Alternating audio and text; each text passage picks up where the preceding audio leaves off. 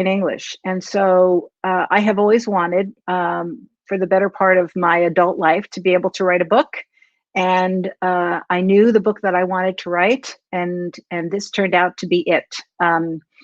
And I'm hard at work on my second book now, so I'll talk maybe a little bit about that at the end. But the Cardinal Club is the story of my reconciliation of my relationship with my mom. My mom, Beatrice Maggio, who maybe some of you might have known, was a giant in my life. And both she and my dad, were sort of enormous. They just were extraordinarily instrumental in my growing up. They were both really strong, intelligent, passionate people, and so their impact on my life was pretty extraordinary. And probably like most people, family relationships are complicated. I love my parents dearly. I have 2 brothers and a sister as well. So the 6 of us were very close growing up. But like everything else, there are challenges in every family, and relationships are tough, particularly when you're the oldest in the family, and that was my role. So the story of this book kind of came about through a sort of unfortunate turn of events. I was living in California. I was married and have 2 children of my own. And my mother got diagnosed with Alzheimer's disease. It started early. She started when she was in her early 60s, and it progressed. And so she ended up having Alzheimer's disease it was about 19 years by the time she passed away from it. And as her daughter, and as the I think the oldest, recognizing that my mother was going to be disappearing, we were watching her disappear before our very eyes. I sort of developed this desire to figure out how to hang on to her in some way, to make sure that she was going to be here for not only my own memory, but for my kids, who at the time were in their high school and college years, and I was really concerned that they were gonna lose their Nana that they loved, and I wanted to make sure that that didn't happen. So I set about to trying to write a book about her, and so it was one of those. I started writing it when she was ill, and I would write and I would write, and then I would throw out what I would write, and I would write some more, and I couldn't get any traction with it, and it was extraordinarily frustrating. And so the writing never came. I mean, I tried to do it, and it wouldn't work. And after she passed away in 2016. After she passed away, I was sitting on the couch of a dear friend near my home, and I was saying to her, I want to write this book. I've been wanting to write this book, and I just can't figure out how to do it. And she referred me to a friend who was a writing coach, and I met her, and we hit it off, and I got started, and I never looked back. And so this book was written. It took about 18 months for me to write it. It was written in the year following my mom's death, so from 2017 to about mid 2018, I finished it, and then it got published in November of 2019. by Adelaide Books in New York. And so it really is a dream come true. It was an extraordinary experience, as most authors would tell you. The book that came out was not the book I thought I was going to write. And so I think just to get the conversation started today, and again, I would like this to be a conversation if at all possible. I can't, again, I can't see you, so I'll be looking at the chat. But I would like to read, if you wouldn't mind, a little bit from chapter number 2. It's called First Signs, and it's really the story of sort of us sort of acknowledging that something was going on with my mom. And hopefully this won't take too long, but I'd like to read a little bit, and then maybe we can talk about it. Again, this is chapter 2, First Signs. The family room of my parents' home on Sanibel Island was littered with clothes and books and piles of crumpled wrapping paper. Dylan, my youngest, sat near the artificial Christmas tree, an open box from Lord & Taylor, my mother's favorite department store, on his lap. His thick blonde hair and swimsuit were still damp from an afternoon of swimming in the Gulf of Mexico. "Thank you, Nana," he said, gazing up at her. At 8 years old, he had a cherub's face and big brown eyes that sparkled when he smiled. For many years now, we'd come to my parents' home on Sanibel Island to spend the week between Christmas and New Year's on the Gulf of Mexico. The Gulf Coast of Florida. As 2 of my siblings and I had kids of our own, we'd celebrate the Christmas holidays at our home and then fly to Florida for a family vacation. With the 4 of us living in different places, it was the only time each year when our families were all together. Sanibel was my mother's sanctuary. My parents bought the island home when they were nearing retirement, looking for a warm place to get away from the cold, snowy winters of New Jersey. Unlike what most people think of when they think of Florida, Sanibel was different. There were no giant amusement parks or all-you-can-eat buffets. Accessed by a long causeway from Fort Myers, Sanibel is a relatively peaceful island, 11 miles long and filled with bike paths, golf courses, and sandy beaches, with some of the best shelling in the world. My mother, who never wanted to be included in the group of blue-haired snowbirds who escaped the winters in the Northeast to places like Orlando, Miami, or Fort Lauderdale, chose this place precisely because it was different. Sanibel, as she often insisted, was not Florida. As I sat on the floor and watched Dylan carefully unwrap the packages my mother had given him, I grew more and more concerned with each one. Inside this box was a gray girl's sweater with a wide neck and small pearl buttons.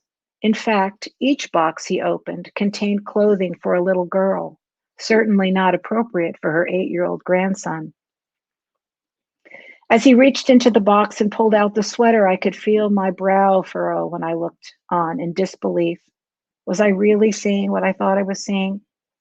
I scanned the room to see if anyone else noticed and found my brother Robert looking in my direction. I locked eyes with him, praying he could read my mind. I tried to maintain a neutral face, but I had never been very good at that. "You should never play poker," a friend once told me, and of course, I knew what he meant. I grabbed the sweater from Dylan's outstretched hand and quickly tucked it back in the box, but it was too late. She was watching us. "Try it on," my mom coaxed, smiling. She crossed her arms and leaned back in her chair, clearly proud of herself. She wore a smug expression that had always annoyed me. Dylan took the sweater from the box and obediently began to pull the tiny sleeve over his suntanned arm. My mother waited, watching as he stretched it awkwardly over his body. Clearly, it didn't fit. He looked at me sheepishly. "Stand up," she directed. And of course, he did what he was told. "Do you like it?" "Oh, yes, Nana," he said. The name Grandma was far too common for my mother. She'd chosen the name Nana when she became a grandmother. Suddenly, the room got eerily quiet. A moment before, there had been laughter and conversation as everyone unwrapped their own presents. But now all eyes were on Dylan. For a moment, the silence was deafening. He stood beside me, his lean body his lean body seeming to tax the seams of the sweater. He didn't flinch. He didn't laugh. He didn't say a word. He just stood there as if nothing was wrong at all. I was overwhelmed by his love and understanding in that moment. Dylan adored Nana. Both my kids did. Although it would still be years before we would acknowledge what was happening to her, Dylan knew it was not about him. He did not want to see my mother feel embarrassed or ashamed. While my relationship with her was anything but easy, the kids were a great buffer between us. She wasn't your typical grandmother. She hadn't spent hours babysitting or hosting sleepovers so that my husband and I could get away for a weekend. She didn't make cupcakes or take the kids to the park or to see the latest Disney movie. She did with them the things she liked to do herself. She taught them to play golf and to drive the golf cart. She talked to them about baseball. She read them books and she bought them clothes. My brother Michael caught my eye. I turned towards my father, but he was looking at her. I closed my eyes for a moment and prayed no one would say anything out loud. I didn't want Dylan to feel embarrassed. My sister Elisa mouthed something to Robert under her breath. Michael just shook his head. It felt like the air was slowly being sucked out of the room. You can take it off, I said to Dylan when my mother stepped away to start dinner. I helped him pull the sweater off and shoved it back into the box. I prayed he hadn't realized what was going on.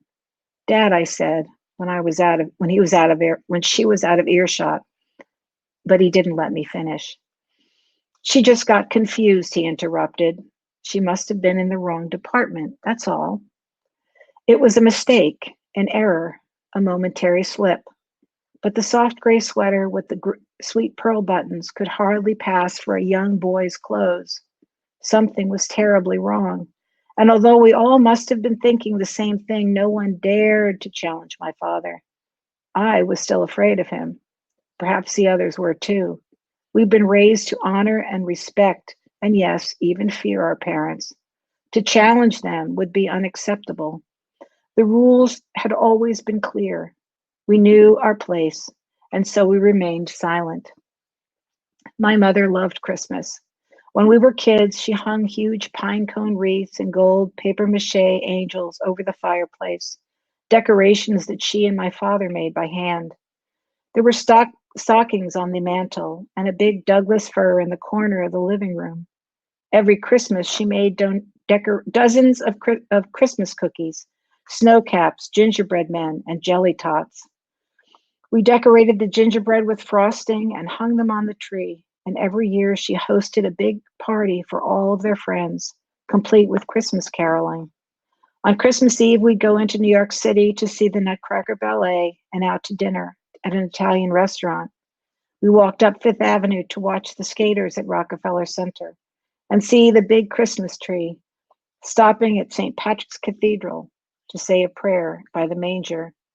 We'd attend midnight mass and every Christmas morning awaken to piles of presents under the tree, one for each of us, wrapped in our own special paper. The tradition of gathering together for the holidays extended long into adulthood. After they bought the house in Sanibel, my parents began to celebrate the holidays there. It wasn't the same, of course. We were all still expected to come home, families in tow. But despite the colorful decorations on the island and the artificial tree my mother decked with shell ornaments and candles, to me at least, it never really felt like Christmas. Although my mother bought all the presents and wrapped everyone, she never asked us what we wanted for Christmas. Like she did with everything else, she made those decisions herself. In truth, I was never sure my father even knew it was in all those boxes. Now, as an adult, I wondered why. Had he not been interested, or had he just not had she just not included him? There were always plenty of presents.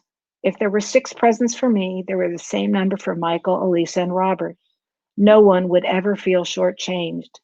Now, with 3 spouses and 6 grandchildren, the list had gotten quite a bit longer. She started shopping in the summer, buying things on sale and tucking them away until she had a half a dozen or so for each of us. She bought us clothes for the most part. There might be a book or two, a set of espresso cups, or pieces of jewelry, but clothing was my mother's specialty. At the risk of sounding ungrateful, I never liked the clothes she gave me. My mother had lousy taste in her own clothing, a penchant she enthusiastically imposed upon her daughters. Elisa and I would often get the same things in different colors. One year she gave us sweaters. Mine was black with horizontal purple and blue stripes, a sweater that was guaranteed to make me look 10 pounds heavier. It was also 2 sizes too small. Do you like it? My mother asked. Yes, I said. I was smart enough to know that yes was the only safe answer. Detecting the hesitation in my voice, she asked, "What's the matter with it?" "It's not really my style," I said, trying to be gentle. "Oh, yes, it is. It will look great on you." "Well, actually, I think it's a little small." I tried another approach. "You just need to lose a little weight," she quipped. Of course, we weren't really talking about the clothes. She didn't care about my taste. She didn't want to know what I liked. My mother's presents were a reflection of her, of how she saw me, how she wanted me to be, how she felt about me as her daughter. And my response was, in her eyes, a referendum about how I felt about her.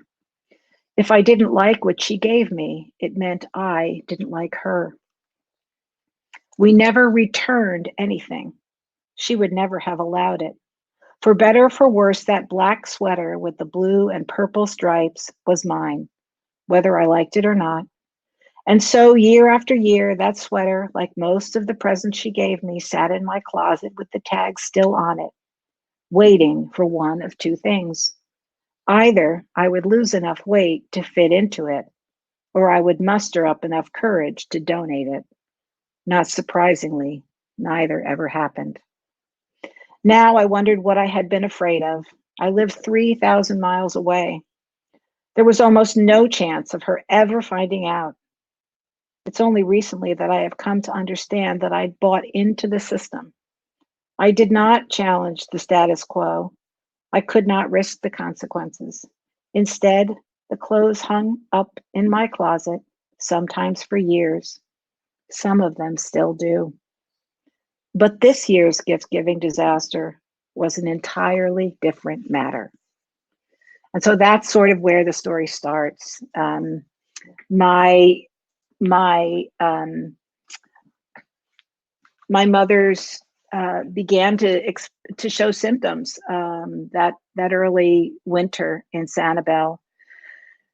She would forget what we had done. She would forget stories she told us, and of course, it proceeded to get worse over time.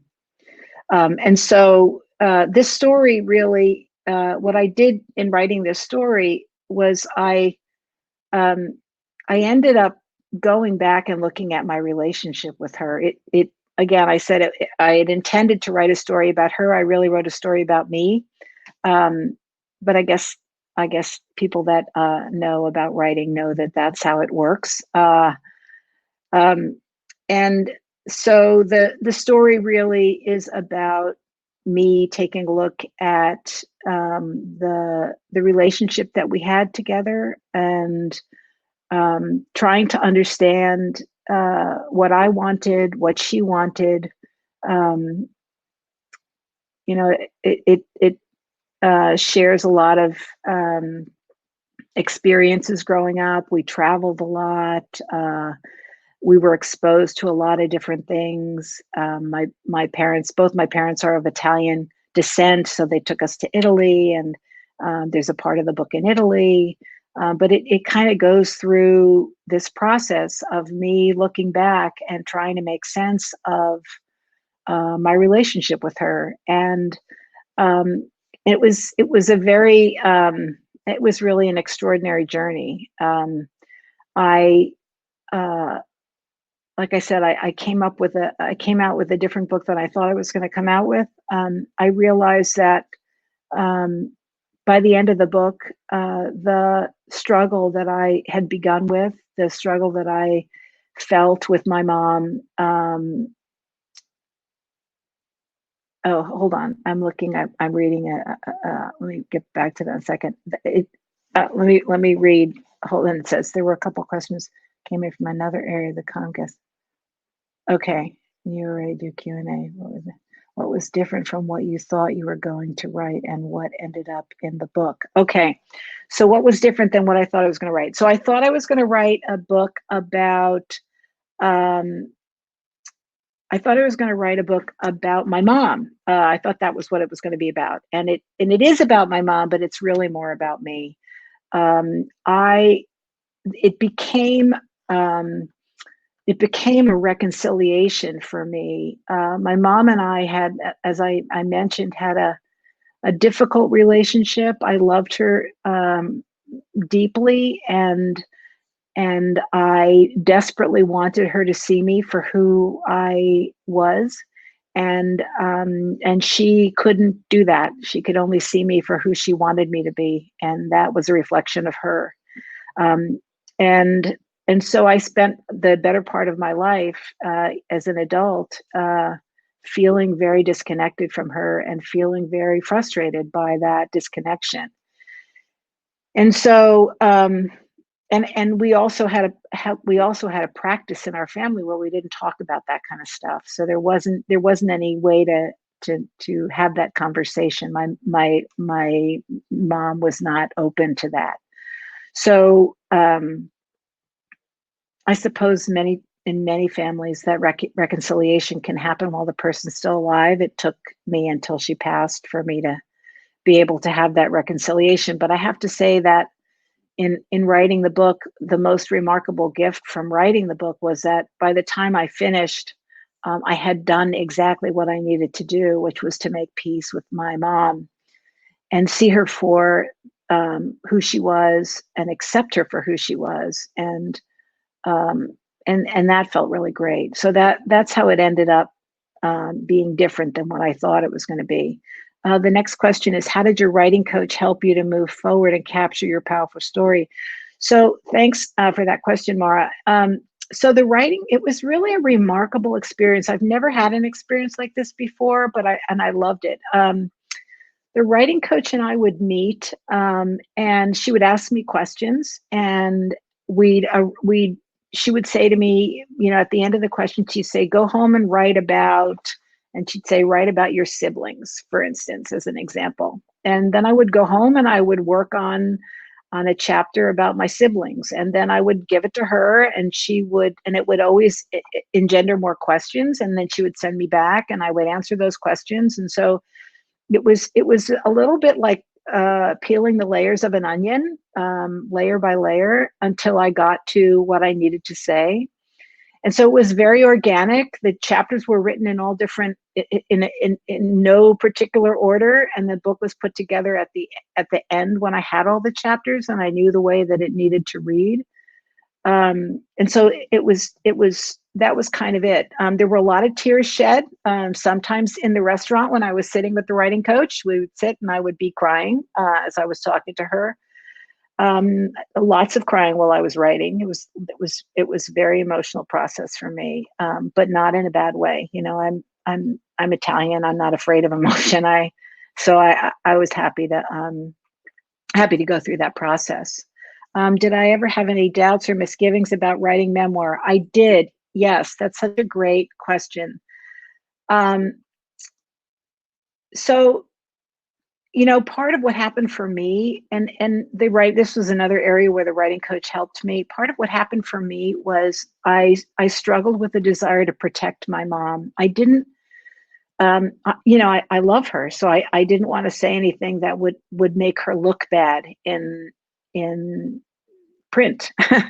And so I had to really face that. And so, there's a way with memoir where you have to tell the truth, because if you don't tell the truth, it doesn't resonate for people.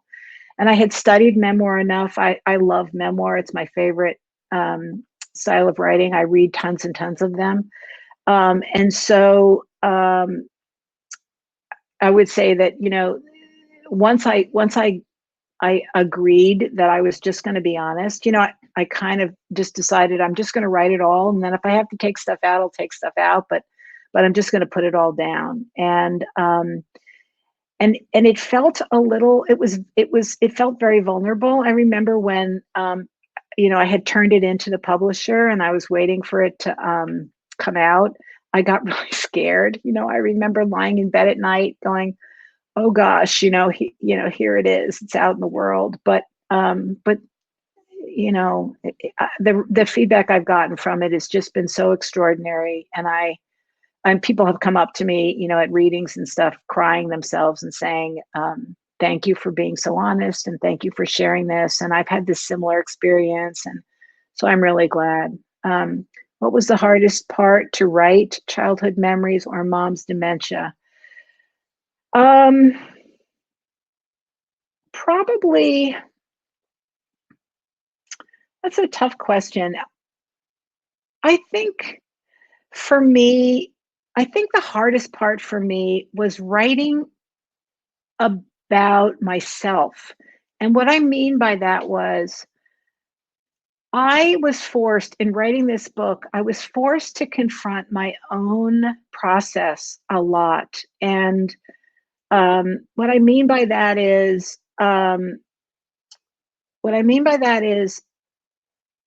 that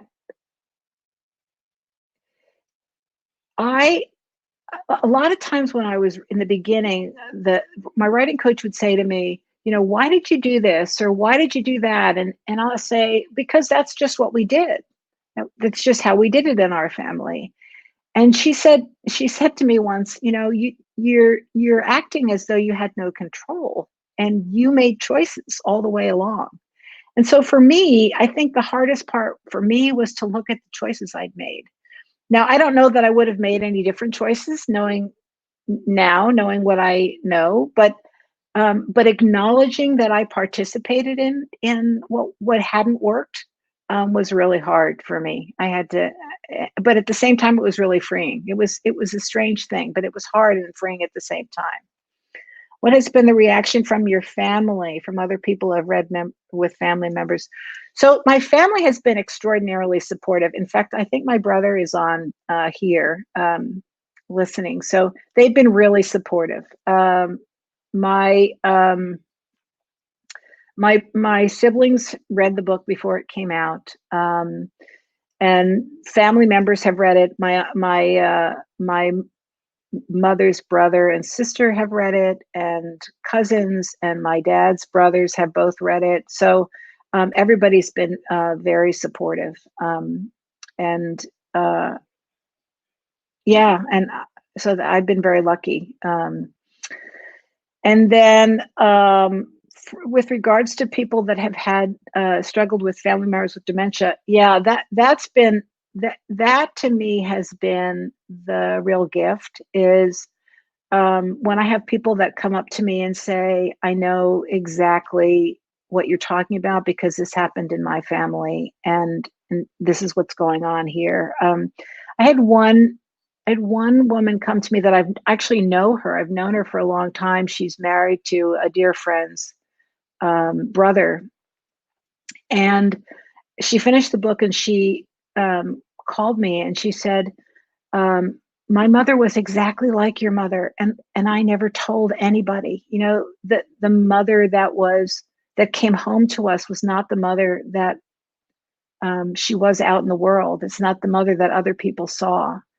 And so she related a couple stories to me, and she said, reading the book, she said she cried through most of it because it really felt like she resonated with the story. And so that was the stories like that. Like when people come up to me, those things that's remarkable to me. I feel very touched when people tell me that the story, connected with them, made them think about. I have one of my uh, a friend that I made last summer uh, told me that after she read the book, it made her rethink her relationship with her mother, and she began to have the conversations with her mother that she had been putting off, and that really made me feel very good. Do I have plans for another book? Yes, I'm actually in the process of writing a second book that'll be out next September. Um, it's called the working title is Estrellas, and it's about walking the Camino de Santiago de Compostela in Spain, which I walked last June.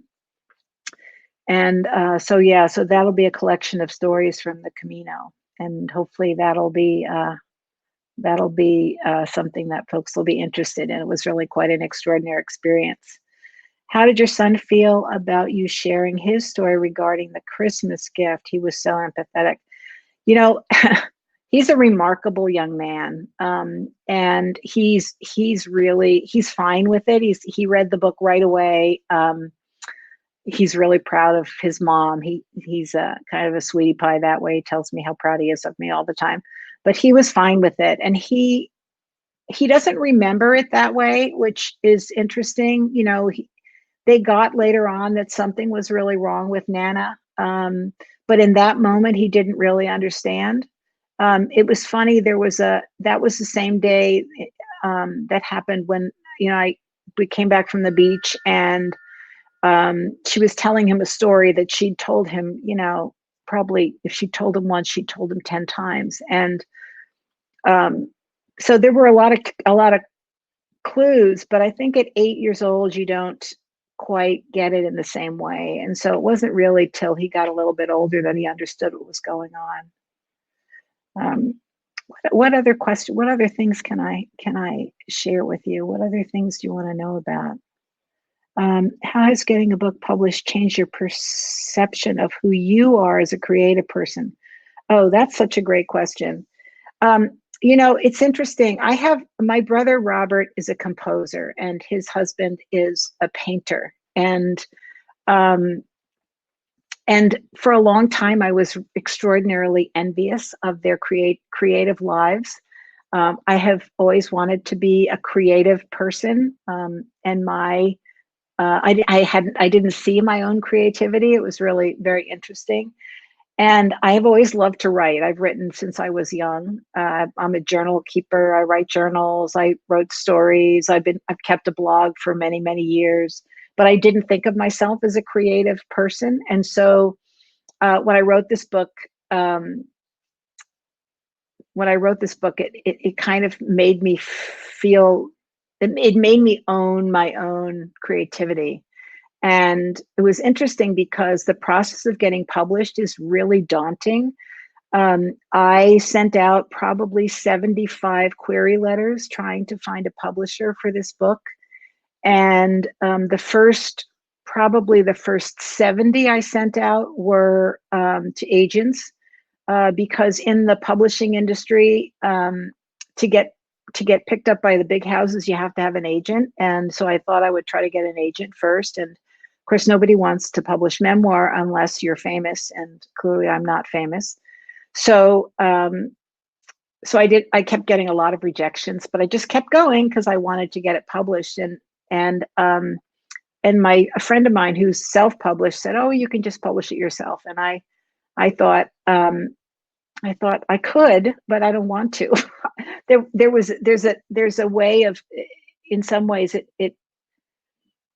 there was something about this acknowledgement that if somebody else was going to publish it, it meant that it was worth something, even as silly as that sounds. And so I had said to myself I was going to give myself 6 months, and if I couldn't find a publisher in 6 months, I was going to publish it myself. And so 6 months came, and I hadn't found a publisher, and I'd gotten, of the 75 queries I sent out, I probably got 25 rejections, and the rest were no responses.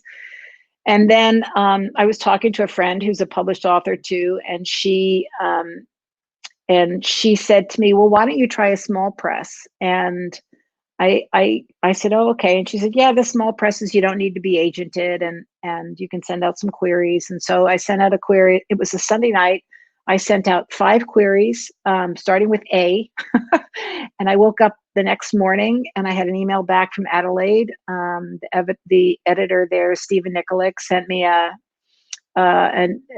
email and said, "We'd like to see the full manuscript." And within a week and a half, I had a contract and the book came out. So it was that was the kicker for me. It really made me feel like it made me like be able to say I'm an author. I'm a creative, which feels great. With mom having dementia, you never had a true opportunity to discuss your relationship with her. How did that make you feel? Yeah, so there were 2 things, right? The first thing was she had dementia, so we couldn't have those conversations. The second thing was we couldn't have had those conversations anyway because that was not who my mother was. I tried once. I tell that story in the book. I tried once to have a conversation with her, and it blew up in my face, and so I never tried again. Um, so that was hard. That was hard. But dementia is such a painful way to lose a loved one because um, you literally watch them disappear in front of your eyes. And by the time my mother passed, she was not the woman that I remembered in any way, shape, or form. How did you feel when you were told that your mother spoke so positively of your work on a reservation? I was shocked by that. What a great question that was. That was such a gift to me. I tell a story in the book about being at her funeral, and 2 of her colleagues came up to me and said, "Oh, your mom spoke so highly of you." And I was stunned. I was stunned. It made me really feel great. It made me wish she had said that to me, but I was stunned. I remember coming home and telling my sister, what was that about? And she said, "I know they've said stuff like that to me," and I it surprised me every time. So, um, yeah, it was a gift. It was a gift that day to hear that. I appreciated that a lot. Can you share how you sustain your motivation as a writer? Yes. So writing is solitary and it's hard, and I am an extrovert. So I like to do things with people, and you don't do writing with people, you do it by yourself. So I have a practice that I write every day in the morning. It's the first thing I do when I wake up. I make myself a cup of coffee and I sit down and I start writing, and I write for a couple of hours. Um, this book, The Cardinal Club, I wrote on the weekends because I am also a teacher. I teach full time. So I wrote The Cardinal Club Friday, Saturday, and Sunday for 18 months. Now I've changed my practice a little bit. I'm trying to write a little bit every day as opposed to just locking myself in my office and writing for the whole weekend. But I have to say that I love memoir, and I think for me, the beauty of memoir is being in the memory. I love that process. I love going into it. I love trying to make sense of things that have happened. Um, and I think some of that is the fact that I'm a therapist at heart. I'm a social worker. I love stories. I love people's stories. It's what I loved about being a therapist, and I did that for a long time before I started teaching. Um, and I so I and so the memoir process is very similar. Going in, looking at the stories, telling the stories, and shaping them so that they make sense. And so yeah, it's really fun for me. If you had to summarize the main message of the Cardinal Club, what would you say? Um, The main message of the Cardinal Club. What I think of when I think of the Cardinal Club, and this is what comes to me is um, the at the end of You know, the end at the end of the Wizard of Oz, when Dorothy is lying in bed and the Scarecrow and the Tin Man and they all peek in the window and they say to her, you know, what did you learn? And she said, if I ever go looking for something, I'm never going to look farther than my own backyard. I think for me, the message is that the stories are there, right? The lessons we need to learn are there, and they need to be uncovered. And they get uncovered by speaking the truth. And in speaking the truth, that's the key to acceptance. The acceptance of yourself, the acceptance of your loved ones. We're not perfect. People are complicated. Relationships are complicated. My mom did the best she could.